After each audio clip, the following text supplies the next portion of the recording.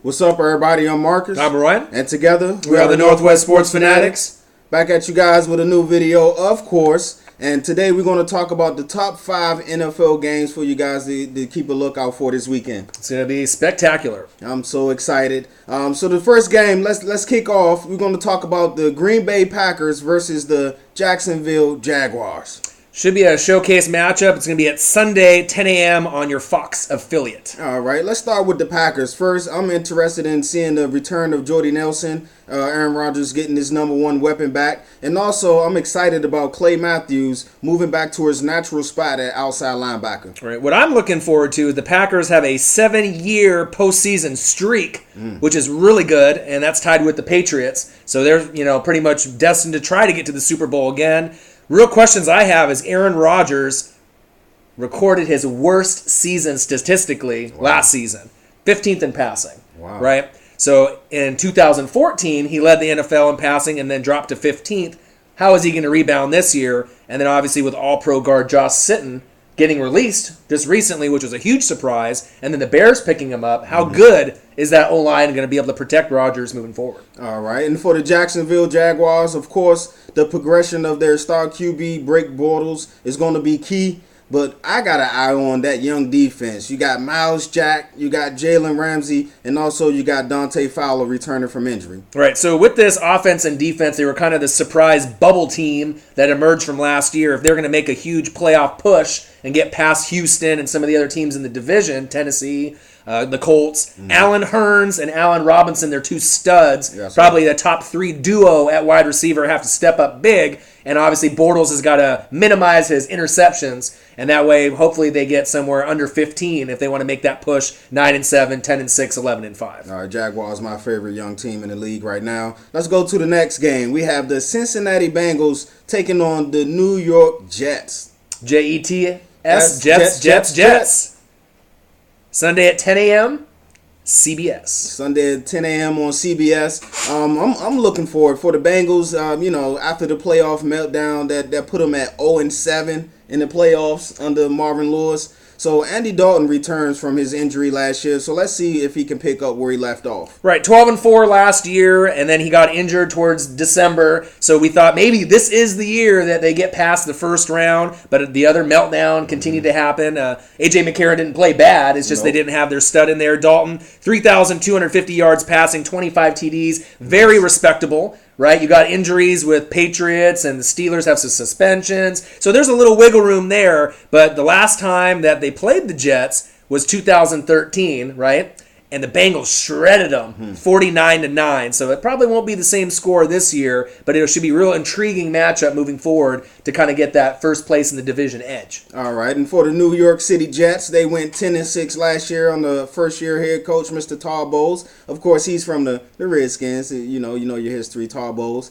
I'm interested to see how Matt Forte is going to fit in this Jets offense. Right, so you ended up losing one of your key pieces at running back, but you gained one with Matt Forte. He is a little bit injury prone. He's getting a little bit older, but you got great wide receivers in Eric Decker and Brandon Marshall. Ryan Fitzpatrick got obviously locked up with his contract, so they finally paid the man. He deserved it. Pay that man. Right, and then the defense is pretty solid, like you mentioned. Bowles is a great head coach. Like I said, we'll have to really wait and see. Like with the Patriots, if they start slow, maybe 2-2, this could be the year the Jets win the division. And if they don't win it, there's a great opportunity for a wild card around the 10-win mark for that team. It could be even potentially higher. It just really depends on the divisional games. Can they beat the Patriots? Can you beat Miami? Can you beat Buffalo? And that's really going to determine where you end up. All right, let's go to the next game. The next game we're going to talk about here is the New England Patriots versus the Arizona Cardinals. Sunday night, 5:30 NBC for everyone to watch. All right. And, of course, for the Patriots, all eyes are on Mr. Jimmy Garoppolo. They want to see how he's going to handle his first 4 games as a starter. Right. He's only thrown 31 passes in the regular season, minimal time besides in preseason play.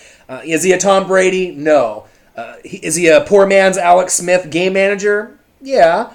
maybe not as good, but we'll have to wait and see. You got great weapons on the outside. You got Gronk. Obviously, you got LeGarrette Blount is probably going to get a lot of those goal line looks. I assume that they're going to run the ball heavy, and that way they don't have to put him in positions for too many deep throws, and then they can kind of work and lean on their defense to kind of keep them in games. Don't forget about Martellus Bennett and also Chris Hogan, the pickup that I like. Huge pickup. Yes. Let's go to the Arizona Cardinals. For me, I got an eye on the return of Honey Badger, man. He's the best cornerback / safety to me in the NFL, and they really missed his versatility last year. 2 ACL tears in 3 years. That's really the only thing holding him back. There was a lot of issues that he had with drama coming into the league, but Patrick Peterson mentored him, got him on the right path. The other person besides Honey Badger that I'm really excited to see is Chandler Jones. Stud. All right, this is the revenge game since he got traded from the Pats to the Cardinals. Yes, sir. I assume he's going to have at least 1 to 2 sacks, maybe a forced fumble. And then you can always lean on Calais Campbell, one of the best defensive players in the league, to make big plays. So Garoppolo might end up being on his back, but when it's all said and done, the game should be pretty close.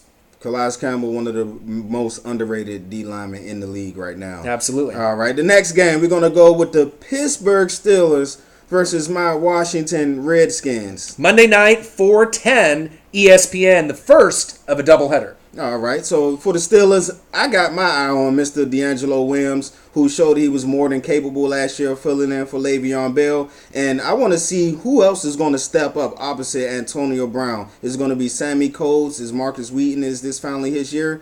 Who knows? All right, and Big Ben obviously got injured last year, so they kind of were reeling for a little bit. Landry Jones in preseason looked absolutely horrible. So if that happens again, their playoff chances are going to go out the door. But a nice statistic for Steeler fans. You've been in the postseason 16 times out of 24 seasons. 4 Super Bowls. 4. You won 2. Since 1992. If that doesn't say consistency, I don't know what does. They're winners. So obviously if they can keep their majority of the roster healthy, knucklehead Le'Veon Bell, if he can stay on the right path and not get suspended every year for the first 3 or 4 games, that might end up getting them closer to the end result, which is the Super Bowl trophy. All right, and for the Washington Redskins, of course, everybody's talking about Kirk Cousins. Is he going to be able to repeat his performance from last year?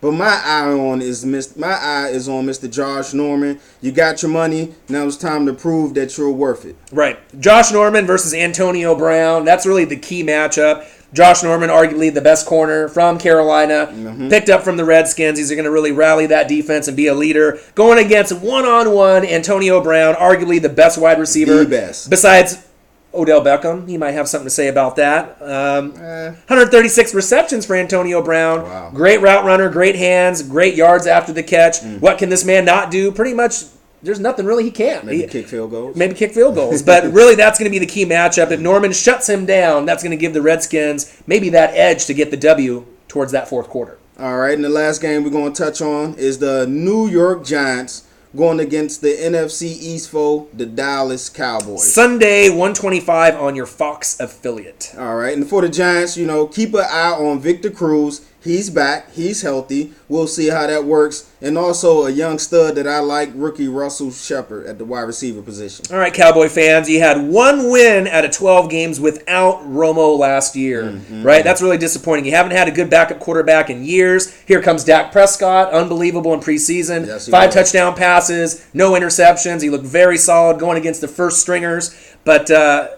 one key thing that people aren't really mentioning besides Dak Prescott is that the Cowboys, they have not started a rookie running back since 1993. This is after Emmett, right? Derek Lassick. So you're going to have a brand new running back, brand new quarterback, but you do have the best O-line in football. Defense is a little weak, but if those guys can be pass heavy and lean on handing the ball off to Ezekiel, and he can get him in the red zone for touchdowns, they may not need to score 13 or 16 or 20. They may end up getting 30 points a game or pretty close to against kind of the weaker opponents to get some extra wins. All right. Also, keep an eye on Mr. Morris Claiborne at the corner. Also, the other corner, Carr. And again, I'm interested to see how Elliott is going to run behind that good offensive line. Right, and then the New York Giants, obviously, who else can you talk about? Odell Beckham Jr., Yes, sir. arguably the best or second best wide receiver in the league. Eli kind of has a good year, a bad year, a good year, a bad year. I still think that he'll have a pretty decent year. How many touchdown passes will he have? Probably somewhere between 25 and 35 when it's all said and done. Beckham probably half. of whatever he gets because he's a beast. But really, the key is going to be the defense. Olivier Vernon, you picked him up. Nice. What are you going to get from him? And Janoris Jenkins, what are you going to get from him? Nice. So depending on those two guys, they might have to rely on those guys really heavily if Eli starts getting into that Eli mode where he's throwing 2, 3, 4, 5 interceptions in a game if they want to be in the hunt for the wild card when it's all said and done. As a Redskin fan, we want to see bad Eli. So there you have it, our top 5 games to be on the lookout for. I'm Marcus, this Orion. Only got one question for you. Who you know talk sports like us? Northwest Sports Fanatics.